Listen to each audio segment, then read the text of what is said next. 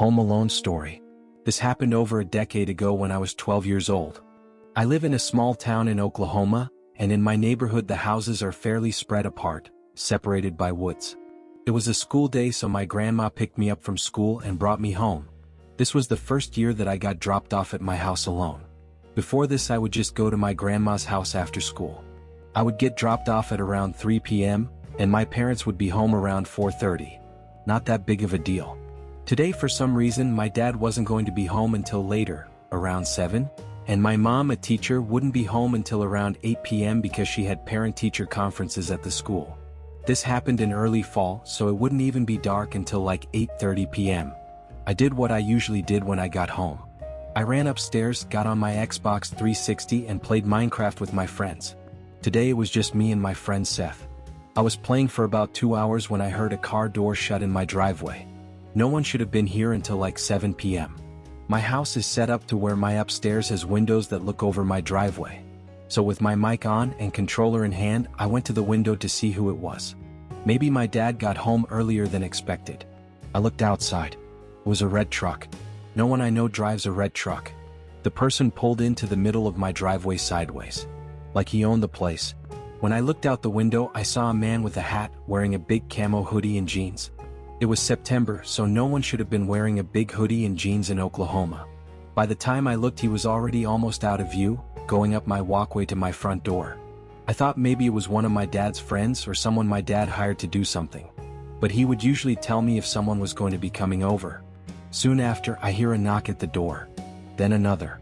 I go to my other window that has a better view of the walkway up to my front door. I see the guy walking back down the walkway. I switch and go back to looking through the windows overlooking my driveway.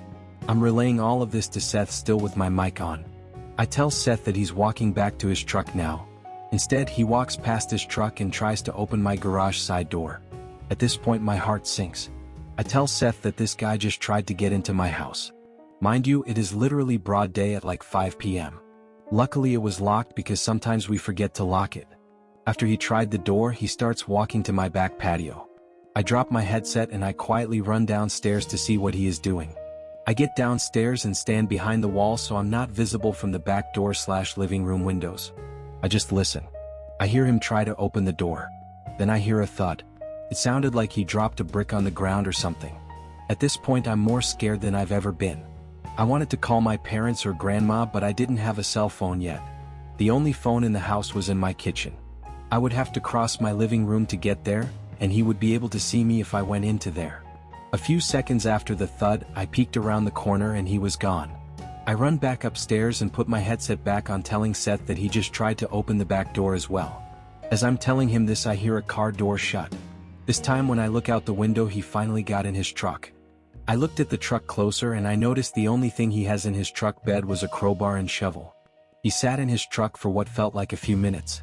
During this time Seth told me to get my iPod and take a picture of his license plate. He was parked to where I couldn't see it.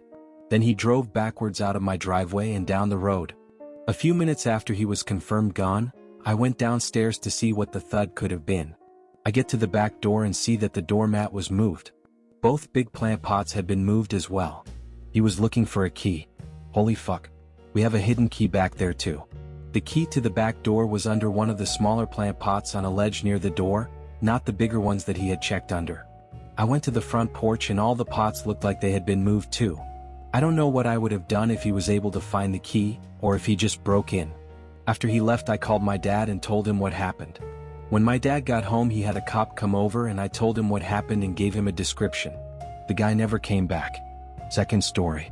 Escape from the unknown, a cautionary tale. This happened quite a few years ago. I had an affinity for a particular white substance in the form of lines back then. One very cold, snowy night around 11 p.m., I went for a walk to meet my dealer. I had never been to his place before, so he gave me the address to his small 2-story apartment building with maybe 6 units in it. Upon arrival, I noticed several strangers inside. After they had hit their pipes, 2 clearly unwashed guys came over to sit at the dining table while I waited for my G. I've never smoked anything besides weed and cigarettes. I was instantly uncomfortable. They tried making small talk, but I grew increasingly uneasy, giving only short, vague answers. I quickly paid for my stuff, grabbed the baggie and got up from the table. That's when one of the guys offered to walk me home. My heart started to sink. I politely declined. "Oh, I'm okay thanks. I don't live far." The other guy stood up. "No really, we can walk you. We don't mind. We have to get going anyway." That's when my instincts finally kicked in.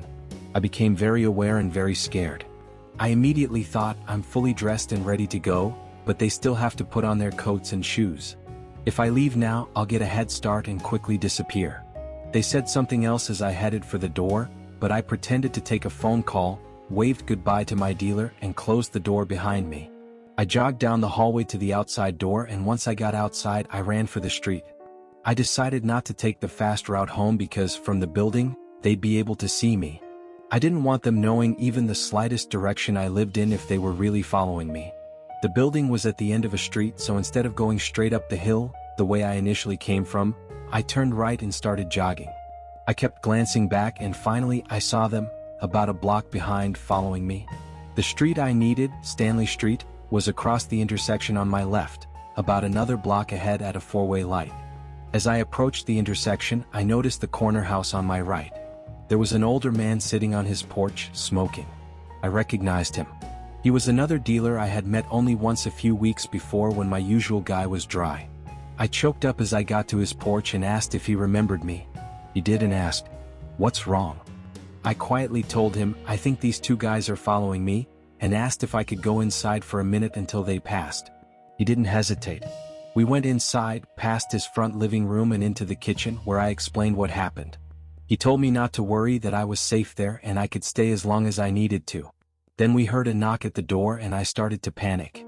He went to the door, looked through the peephole and yelled, "Just a minute." He came back quickly and whispered that he knew the guys and was going to invite them in to have a hit.